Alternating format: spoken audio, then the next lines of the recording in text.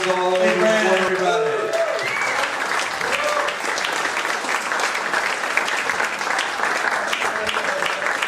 Clap for Joe Matarese, everybody.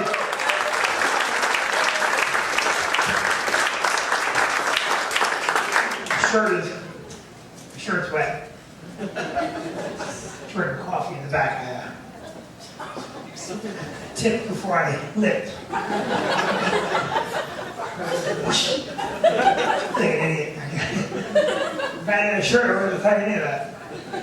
But I assumed I could drink coffee because I've done it so many years. I'm screwing up.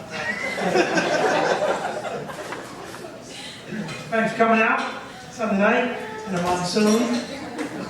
Whatever it was. It's nasty. Good for you, celebrating the Obama victory with a white boy.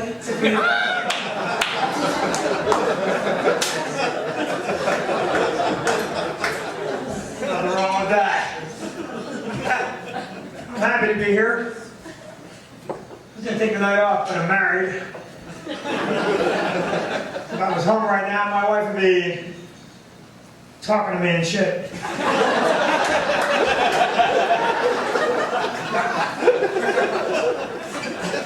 Thanks for laughing. No idea what it's like. It's just, not that I don't want to talk to her. I just wish there was something to say that was worth saying. We're 10 years married.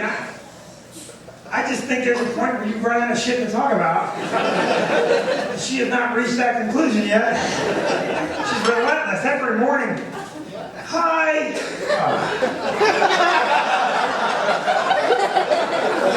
Kidding me? I gotta say hi to you? Oh, you didn't know I was gonna be here. You didn't open your eyes and go, oh, he's here again. Hi, I'm over here. You know where you are? You kidding me all night long? I know right where you are. Took some of the skin off my lower leg with your dagger-like toenails. Hi, not what I'm looking for. Maybe an apology. Start out with an apology. Sorry. Are you bleeding?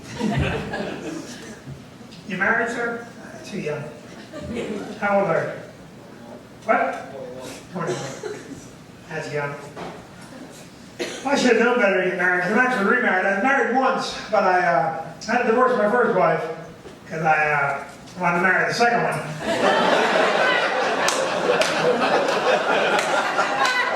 Got to read the fine print in that contract. There's a lot of bullshit involved.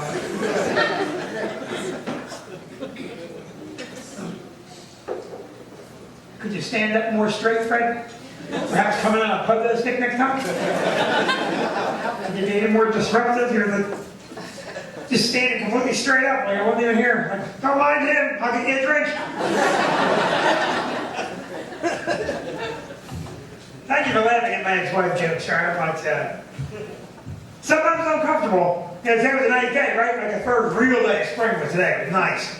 First actual day of spring, it snowed. But today was a nice day. I took flowers to my ex-wife's grave, and that's an uncomfortable moment right there, sir. Oh, she's not dead yet. I can't wait. I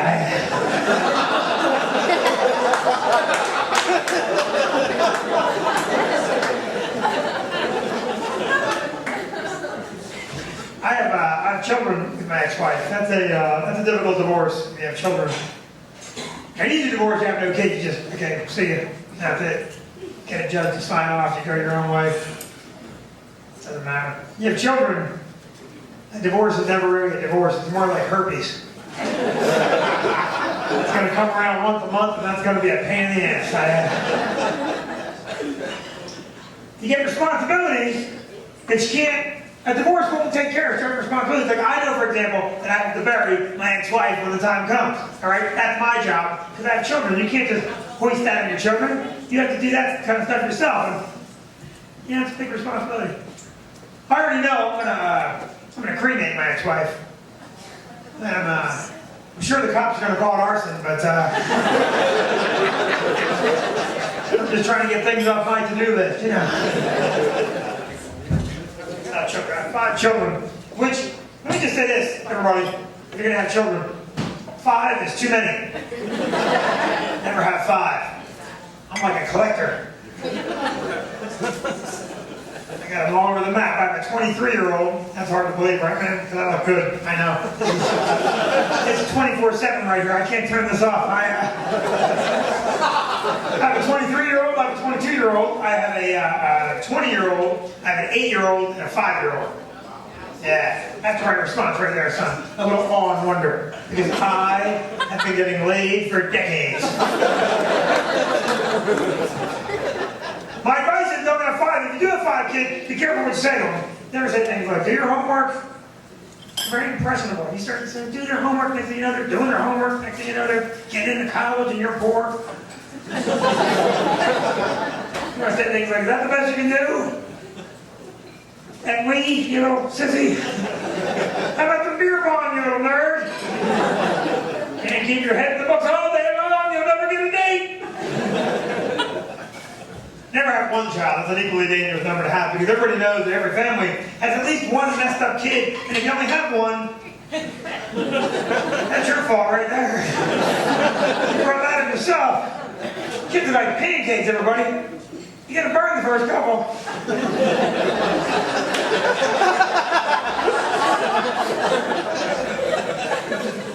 You afraid?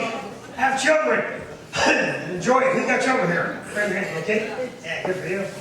You gonna have kids someday, son? Maybe. I like the way you said that. You're mulling it over. You have a girlfriend? No, that's gonna stand in your way right there, son. You're not mulling as much as you think you are. You really don't have many options. Difficult to have children, I tell you this, but don't decide to have children. Just flip. Like you get a girl and you marry her, you love her. But don't just say, hey, I got that kid. Because it's not like getting a pizza, son. Alright? It's a long-term commitment. You understand? And you don't just say, hey, let's have a kid. Hey, want to have a kid? Okay. No. You have a discussion, son. You talk about everything. Because it's a commitment. Alright? You still talk to your dad? Of course you do. Because he's still your dad. Okay? You don't think he wants out of that contract? You're wrong. There's no out. Right? There's no out clause. Maybe when they're young, 6 months old, sure you can sell a kid then, but you, my friend, have no resale value. Your father is upside down in that little arrangement. You're what's called a toxic asset.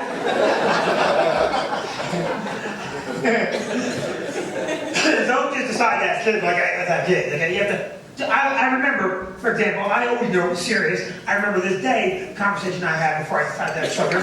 I said, yeah, right there. Oh, hang on, wait, oh, God damn it!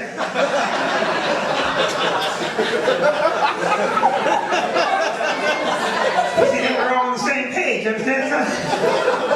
Did you get that joke, son? Yeah, I don't think you got that joke. Tell me what that joke's all about. What's it about? Oh, that's dirty little boy. I can tell by your mouth that if you decide to have children, there'll be a rape involved.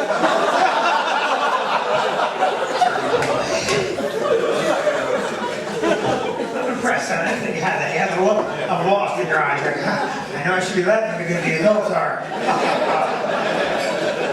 That's why I have 5 kids. My wife does not know the meaning of the words, don't move.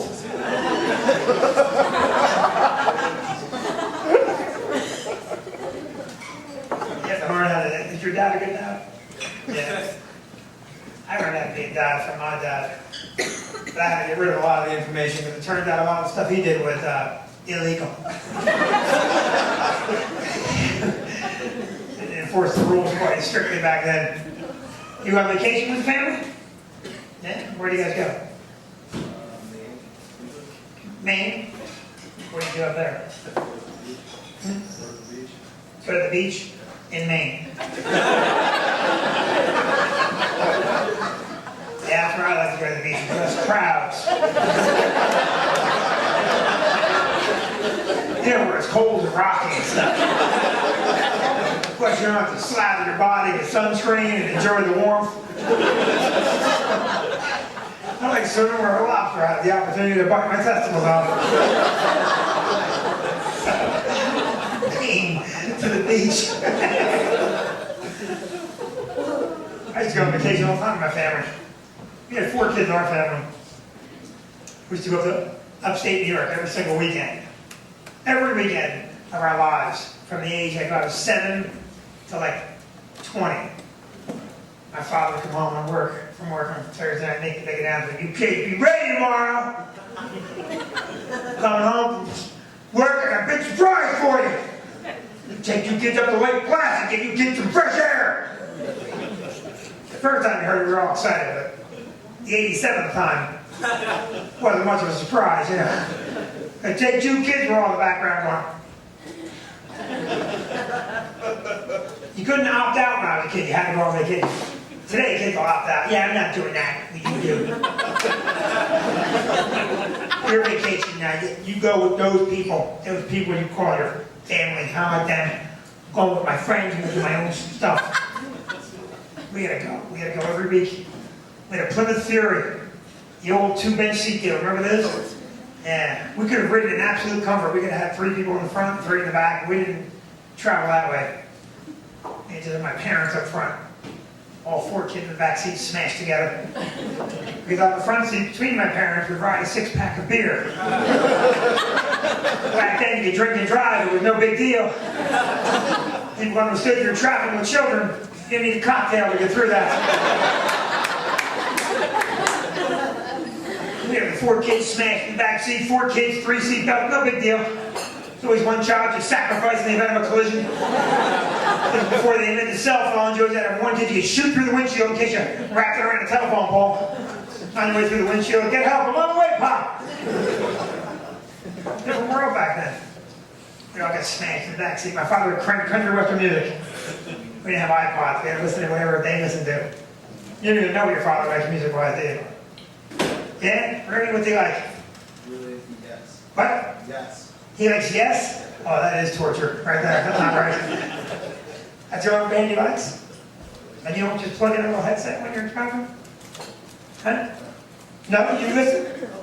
Good for you, son. You like the Yes? That's good. You probably had that last in your crib when you were 6 months old. All that fucking techno music.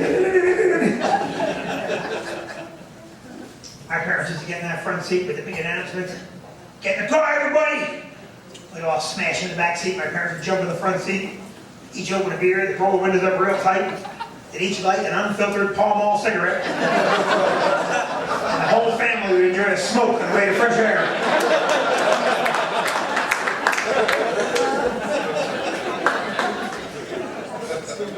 We had like one big trip when we were young. My father came home on a Thursday night. I'll never forget it. I was 14 years old. All right, kids, be ready. I get home from work tomorrow. I got a big surprise. I take you kids to Walt Disney World. I've been a big freshman. I went, oh my God, they built a Walt Disney World in Lake Placid. In my 14-year-old head, I'm like, it's going to be great. We're going to get in a limousine, we're going to go to the airport, we're going to fly down to Orlando, and stay in that big funky hotel where the train goes in and out, and Mickey Mouse will tuck me in at night, and none of that shit happened. My father was a plumber, he couldn't afford to fly us anywhere. If you were flying in my household, it was because my father just launched you across the living room. My father decided the only way for the family to visit Orlando would be to drive, because nothing holds the family together better than 23 hours in a motor vehicle.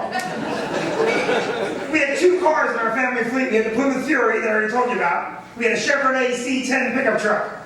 Take a wild guess which vehicle my father drove his family to Florida in. The pickup truck, sir. Exactly. You know what he did? He put all the luggage in the bed of the pickup truck. And then he covered that with a piece of plywood, splintery side down for our enjoyment. Then he rolled out a little mattress. Then he covered the whole shebang with a little aluminum cap. The type of cap that people use to protect their rakes and shovels and shit like that. And then he loaded his 4 children and the family dog into the back.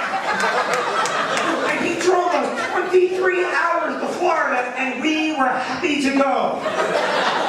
If that trip was made today, there'd be CNN helicopter coverage.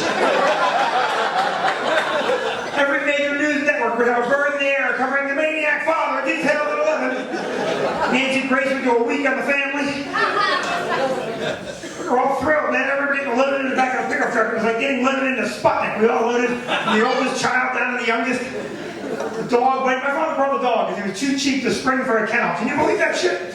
Unbelievable. We all jumped in the back. Right before my father closed the little aluminum cap, he handed us a 2-liter bottle of Coke. Not real Coke, Food Town Coke. And a bag of pretzels. And he goes, don't eat and drink all that in Jersey because we're not stopping. And then we drove 23 hours. No seatbelts, no heat, no air conditioning, no radio, and most importantly, no communication with the cab up front. I swear to God, he gave us a flashlight with strict instructions, drawing out the signal for a bathroom break. One flash meant I've got to go to the bathroom, one flash. And 2 flashes meant you missed my last flash. Urgent, urgent. 3 flashes, and I just pissed on my sister, keep moving. Big time, she's pissed off. Just barreling down 95, all cramped in the back. Mexican farm workers holding up signs, free the Bambinos Americanos. We made one surprise stop. It's south of the border. Yeah, south of the border. Gonna get you kicked some fireworks! Yeah, south of the border is son? No idea. You know why? Because you can't see it from a goddamn plane, that's why. You old rotten old brat. Let me tell you something. South of the border is what you see if you drive from Jersey to Florida. It's a stop. It's in North Carolina, right? Yeah, right? South Carolina. Thank you. It's been a long time. South of the border. That's right. South Carolina of the border. Thank you, man. My father got out of the truck. Gonna get you kids some fireworks. We're all trying to get out. Straight right. No, you kids stay there. I'll just be a minute. I get out with me on now, Pop. I'm a runner. I just saw a cool hand Luke. If I see freedom, I'm going for it. My father comes stumbling back to the truck with armfuls of M80s and bottle rockets, determined they're too dangerous to keep in the cab with my mother and him, who's out there smoking and drinking. Opens the little aluminum cap, throws it in the back, fire in the hole! An hour and a half later, we're in Georgia, the hot Georgia sun beating off the aluminum cap. 173 degrees in the cab. Dog is dead. Smell of hot, dry urine permeating the cab. Get the Florida post-traumatic stress disorder. Kids want to see the fireworks in the Magic Kingdom? No! We didn't stay in that big U-shaped hotel. We stayed at Fort Wilderness, which, if you don't know what it is, this is what Fort Wilderness is. It's a trailer park at Walt Disney World. They have a trailer park for poor white people like us. It was unbelievable. Everybody's staying in the Magic Kingdom. We're in a freaking trailer with the dog. We didn't have a Mickey Mouse. We had a guy walking around in a rat outfit. Trying to take a picture. He shoved me into the mud. Get away from me, you little rat. So I thought there was all Mickey Mouse smoke. One night, my parents went to bed. Epcot had just opened. My parents went to bed early, and I went to bed because I wanted to see Epcot. I had an older sister, Michelle, who was 1 year older than me and tougher than any kid our age. I mean, she kicked the living snot out of every guy our age. Petrified of her. I had a younger brother and another older sister. Michelle decides to entertain the other 2 kids that while I'm sleeping, she will fart in my face. And I woke up crying because that was my only option. I'm like, what do you do? And I yelled at my father, Dad, Michelle just farted in my face. This is the level of parenting that existed, you ready? This is what he said to me. For Christ's sake, breathe through your mouth and go to sleep.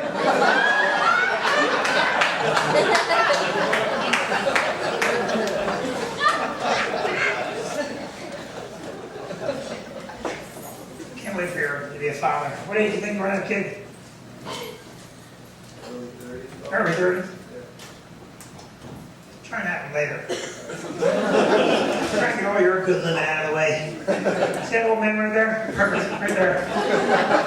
Right there. Okay? Because the day that happens. How old are you, sir? 59. 59. Okay. Even 5 more years before you decide to have the first kid. You do like a Tony Randall, you know? Get them, enjoy them. Right around the age they start becoming pain in the action. Perfect. You simultaneously get out of the difficult years and you traumatize your child in a way that no other thing could possibly do. It's the ultimate get even. Here's what I'm saying. you're gonna have kids, do yourself a favor.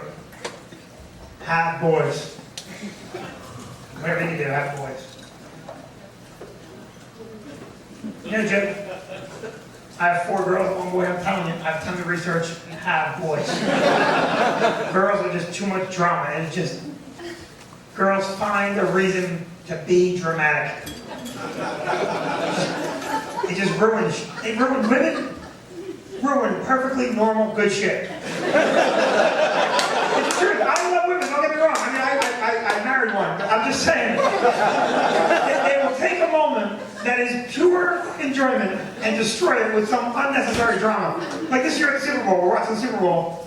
Great ending to the game. I mean, I wanted Arizona to win, but the Steelers, with like seconds left, the guy in the end zone, that receiver went up, he trained just the top of his big toe, just the top of his big toe, inbounds. It was the most athletic thing you ever saw. Beautiful, it was.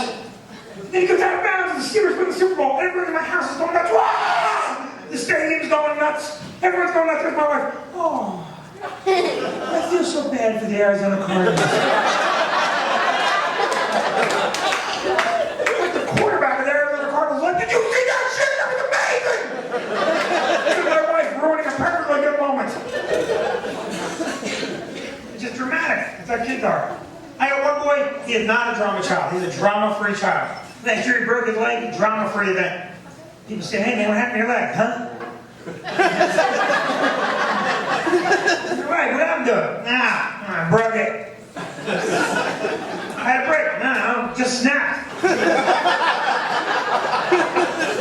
My 20-year-old daughter, every conversation starts the exact same way. You're never gonna believe what happened today.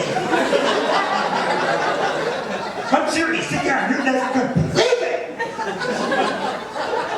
I'm gonna tell you, I bought a slide presentation of proof, but you won't believe it, it's unbelievable. I'm gonna say to you, it's not believable in the realm of believability. In my head, I'm always like, I bet I believe this perfectly fine. I bet this is a pretty normal shit you're about to torture me with. Okay, sweetheart, tell me what happened. Well, Bobby called my friend Susie. Well, Susie was with Tommy. Can you believe it? Yes, I can. Because your friend Susie is a whore. I've been telling you that for years. It's a conversation that make you crazy, the non-stop chatting. That a young girl. This isn't impossible with my 20-year-old child talks so much that she makes my wife look like a mute. It is really, like my wife said to me, she talks a lot. I'm like, oh, what did you just say to me? You, of all people, you said that? This is how much my 20-year-old talks. I drove her home from college. It's a 1.5 hour drive. In that 1.5 hours, she talked for 2.5 hours. It's like a conversation miracle. And it's always and only about her. That's the thing that blows my mind. It's like, she talks about her so much, and I'm like, you haven't lived long enough for the amount of conversation that you have about yourself. You've out-conversed yourself. You're now talking about another Danielle that lives in a parallel universe. Because all the shit you've done doesn't add up to the conversation we just had. She just has to say words. If she has nothing to say, she can't just sit there quietly. She'll start just saying words that don't even relate to each other. Dog, fish, barstool, what?